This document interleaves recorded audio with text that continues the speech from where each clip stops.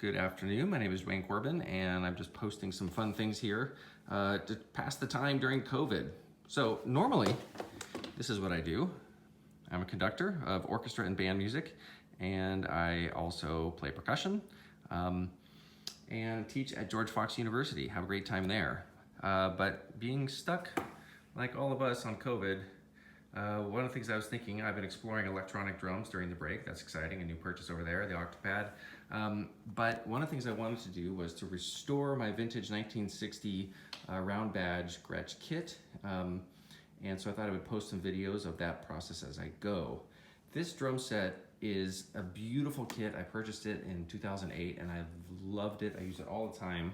The fun thing about this is that this album right here, Merle Haggard, I Am What I Am, features this exact drum set. Unfortunately, it does not feature me playing it, but it does feature this drum set. I bought this in Redding, California, and purchased it from somebody who would often rent this drum set out to Merle Haggard to be used for his recordings. So it is a beautiful kit. It is from the year 1958 to 1962, somewhere in that range. And the reason I know that is because it is what we call the Jasper shell, the 6-ply Jasper shell, the very thin innovation that Gretsch made. But it is before they put the tags on the inside, the paper tags that identify the drum. So that limits it to, at least based on the research I've done, limits it to a 4-year period from 56 to 62. The drums have been refinished on the outside. They, like all vintage drums, the shells are slightly oversized. So some previous owner at some point took off the wrap and put a really nice kind of honey maple stain on it. It's very beautiful. And I really do like it. I get lots of compliments when I'm on gigs.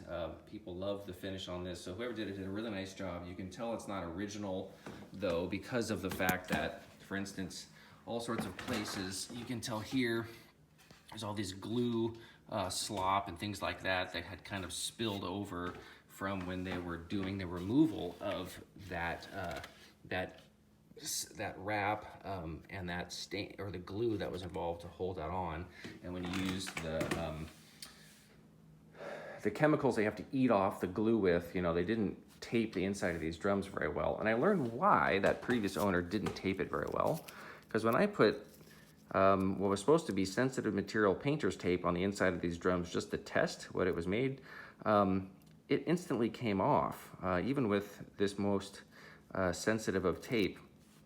So I could see why that previous owner got really freaked out about that and didn't tape over those holes because they were worried about that. But as you can see from this, I have 4 different colors of drums on the inside. The drums sound great, they really do, but they only sound great in a medium to a high tuning range.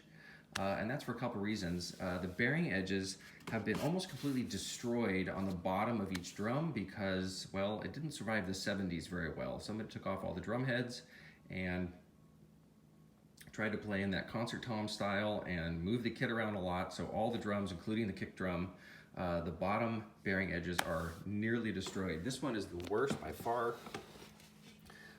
You can see it's actually missing about 1/4 of an inch of the inside ply that has kind of chipped off. It's still existing a little bit right there around the drum. So that's a major, major, major flaw in here.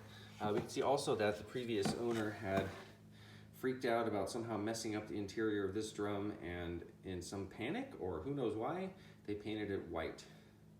But then left the other ones, the factory silver, the famous silver sealer of Gretsch drums. We can also see this is the floor tom. That's a complete disaster down there. I don't know what happened. So there's a lot of interior flaws on these drums, and what that means is that while they sound great, you can't use them in low or medium low tunings because the heads just don't seat. They sound terrible. And also, I can't ever put clear heads on them because they just look so terrible inside the drums. So then there's this drum over here. This is the 14. And this drum did not come with the rest of the kit. It is from a couple years later, I believe, because it does have what looks to be the remnant of a paper tag. I don't know if I can see this with the phone, but there's a little bit of glue that's coming through this. So I'm thinking this one's from late 60s perhaps.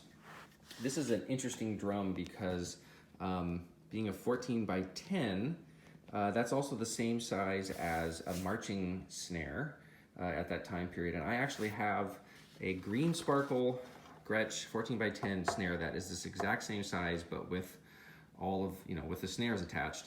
This one looks like it was originally drilled and created to be a snare drum because it has the snare drum bearing edge of the 30 degree, whereas all the toms have the rounded,